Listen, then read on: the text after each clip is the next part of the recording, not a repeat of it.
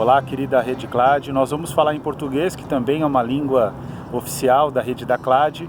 E a gente faz aqui um relato diretamente do prédio das Nações Unidas, da sede das Nações Unidas, para falar para vocês sobre a nossa incidência na RPU, uma incidência que foi muito bem sucedida. Nós participamos em todas as formulações de documentos, esse é um ponto importantíssimo. Atuamos em toda a produção de documentos, mas também na pré-sessão nós fomos até Genebra, conseguimos conversar com as missões de cada país. Isso é importantíssimo para que no dia de fato da RPU a gente tivesse adesão de praticamente todos os países em relação à pauta da educação. E a Andressa agora vai falar sobre os aprendizados.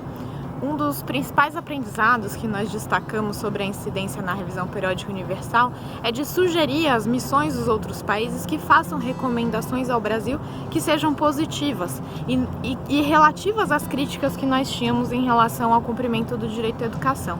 Um exemplo foi em relação aos cortes, implementados através da emenda 95 do teto de gastos, que colocava um limite ao investimento em educação ao Brasil.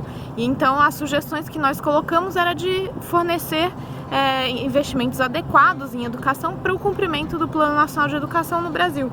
E isso acabou sendo uma das grandes referências para recomendações sobre a educação dos outros países, que acaba pressionando contra os cortes, mas a favor de um financiamento adequado.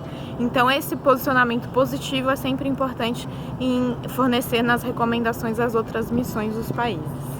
Então na RPU é participar de toda a formulação dos documentos, ter uma atuação presente em Genebra, conversando com as missões, convencendo elas a aderir à nossa agenda, e esse aspecto, esse grande aprendizado que a Andressa trouxe, que é importante falar sobre as questões positivas. Agora, o recado mais importante é permanecer sempre perseverante nessa missão de incidir nas esferas internacionais. Então é isso. E nesse momento nós também acabamos, a partir da revisão periódica universal, fazendo um monitoramento. Então este ano nós fazemos 2 anos da revisão e devemos soltar um relatório de meio período da sociedade civil que deve fornecer informações paralelas ao relatório do governo.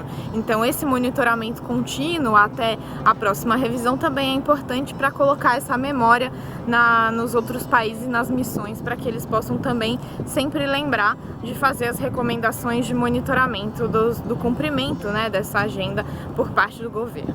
Muito bem, então esse é o nosso recado para a Rede CLAD. Um beijão para todas e todos vocês.